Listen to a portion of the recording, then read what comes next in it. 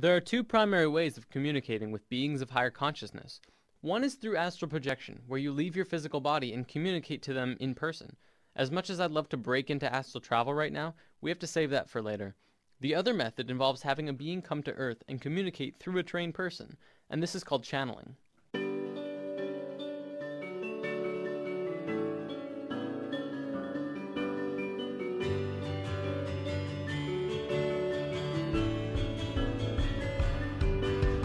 Channeling is a natural form of communication between humans and beings of higher consciousness, included but not limited to angelic beings, spirits of nature, non-physical entities, or even animals and pets. In a sense, it's basically when a human will turn him or herself into kinda like a phone for beings of higher consciousness and people to communicate. A channeler can choose who or what they want to channel. As long as the other party has an interest in communicating, the link is made and the channeling can begin. Now don't worry, there's no possession or anything harmful taking place here. The body is still under the complete control of the channeler. But the channeler and spirit are communicating through thought. Messages are communicated on levels of emotion and thought rather than spoken word. The channeler will then decipher what the spirit tells him into human language. Contrary to popular belief, entities do not generally use human languages because it is considered awkward and clumsy. The majority of this message is conveyed through an elegant series of sensory feelings. Let's talk about animal communication, because this is a form of channeling that you yourself can do. Channeling pets is one of the easiest forms of this art. Pets, of course, do not use human language, but they have a strong desire to communicate with humans. A small disclaimer, if you're planning on trying this, it's also helpful to charge your third eye chakra, as we talked about in Lesson 2.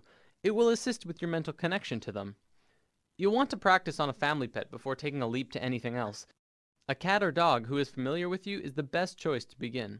Cats are a tad more difficult because they tend to pick and choose what they want to listen to. A family dog can be easier as they are pack animals and will be more apt to tune in to the leader of the pack, which is you. So let's go over some of the basic steps to do this. Start by taking your dog into a quiet room. Sit on the floor next to him, or if he's allowed on the couch or bed, have him sit next to you.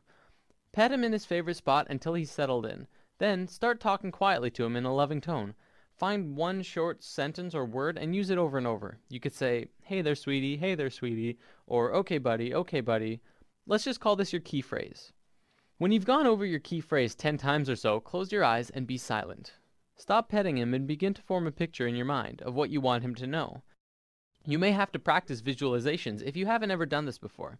After the picture is formed and clear, float the image out of your forehead where your third eye is located and into your dog's head directly between the eyes. Once you've done this, speak the key phrase again one more time and float the image again into his head. Keep doing this until he either leaves to get up or puts his head on your lap. If he leaves, follow him and do it again. If you begin to get a reaction from him, like putting his head in your lap or something else, congratulations, you've just communicated with your dog. Cats are a bit more stubborn, so it'll depend on the cat you're trying to communicate with. The image you're visualizing to him may have to be their favorite cat treat or something that they really like. If they're especially loving snuggle cats, then that's all the better. Use the same directions with the dog though, and who knows, you could be talking with them in no time. If you have smaller animals like avians and reptiles, you have to remember that the animal has a smaller brain. Their reception of pictures is apt to be slower and take longer. Remember, practice and patience is crucial to learning to do this. You'll probably start with minimal results, but if you're persistent, you will not only master the family pet chat, but other animals around you, like your friends' pets or pets in the car barking at you as you walk by, and so on. One big question that everyone has around now, well, do they talk back? Yeah, they do. I communicate with my cat Toonie, and he always tells me what he wants, whether it's food, water, or to go outside. I've actually read that horses are really good at communication as well. In an article I'll be posting in the comments of this video, a woman said that one time she had a horse specifically ask for a green apple, not a red one. Had to be green. Of course, she immediately got one and gave it to her, and they started communicating more. I know what you're probably thinking. Well, don't I have to be psychic to do this? Well, yes, but everyone is psychic, but most people don't really realize it. There's a gland in the brain called the pineal gland, which scientists have actually labeled the psychic gland. Through charging your third eye chakra, you begin to activate the pineal gland, and your psychic connection can begin. Just remember to release the concept that you'll hear words, and allow yourself to feel into your animal friend. So now we understand how to channel beings of lower consciousness, animals, For beings of higher consciousness, it's essentially the same thing, only reversed. In this scenario, we are like the animal, and we are communicating with beings who know and understand far more than we do. There are a plethora of channelings on the web that you can find. Some are really helpful, enlightening, and perceptive, and others are, well, not. It's important that when you're listening to or reading channelings, that you use discernment with what you're listening to. For the most part, you have no idea who or what is being channeled, and the only way you can really truly tell is through listening to what they are saying and finding truth in their words. If what is being said feels right, then go with that flow. If it does not, then you don't have to subject yourself to it. The final decision will have to come from you, though. Everyone channels differently as well. Sometimes channelings are quite boring, as the channeler will just lay down and connect internally and just let the information fly. Other times, the connection between the beings is stronger, and they'll walk around the room and talk and be quite lively. Then there's people like this. As has been often said, you are shifting your frequencies from one reality level to another, and this is so. But you are always shifting. You are shifting now. It is a natural thing that you do. You don't have to wait to shift. You've been shifting. You've been shifting all your lives. This is the way motion is created. This is what happens when you create the illusion of movement.